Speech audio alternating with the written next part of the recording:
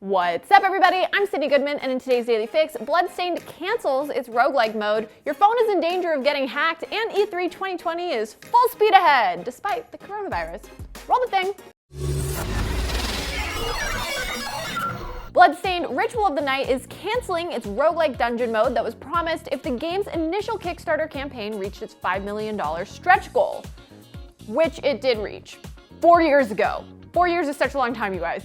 In a Kickstarter update, game director Koji Igarashi said that the promised roguelike mode is not possible due to the code created early in the game's development not being compatible with roguelike gameplay, especially having a procedurally generated castle. The mode would have featured a procedurally generated castle for players to beat each time they played. Upon completion, you'd be given a code to share your castle with friends. Cute. But the cancellation does bring a sliver of good news. The roguelike mode will be replaced with a randomizer mode that will shuffle items, chests, quests, shops, enemy drops, saves, war rooms, end bosses, and crafting results. This fancy new mode will drop with the Zangetsu update, which will allow players to play as, you guessed it, Zangetsu, voiced by David Hayter, aka Solid Snake. All that said, the game is still incredible, at least according to Nick. It's a very good Metroidvania if you're into those. And if you are, also play Hollow Knight.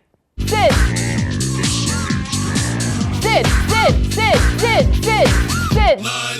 Sid! Are your phones hack-proof? They're not, kind of. Washington University researchers have discovered that voice assistant programs like Siri can be hacked with ultrasonic sound waves that are undetectable to human ears.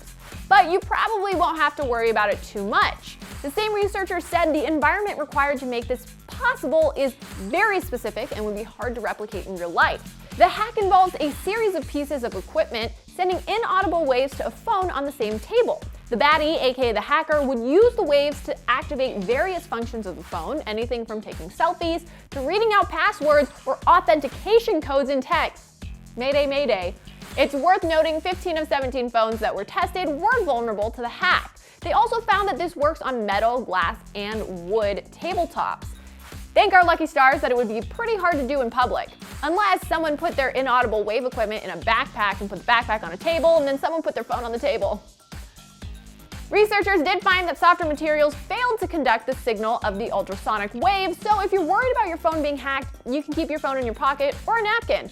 Or you can buy my new hack-proof phone case, available for the low, low price of $1 million. Wait, if the equipment's in a backpack, wouldn't it be safe?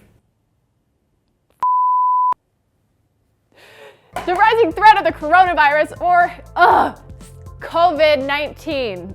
I always read it, I haven't had to say it out loud, has already impacted the gaming industry. From the delay of manufacture of games to the postponement of GDC, people were starting to wonder if the virus would affect E3 2020.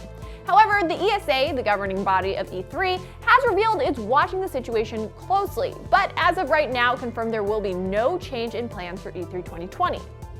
And that's your Daily Fix for March 3rd. Ding, ding, ding, ding. I don't know. I'm Sydnee Goodman, and I hope your day is as awesome as you are. Now that you're all caught up on the news, check out IGN's new live show about the news. New news. That's not what it's called. Subscribe to the Daily Fix on Snapchat, and for all things everything else, IGN.com. Bing. Wait.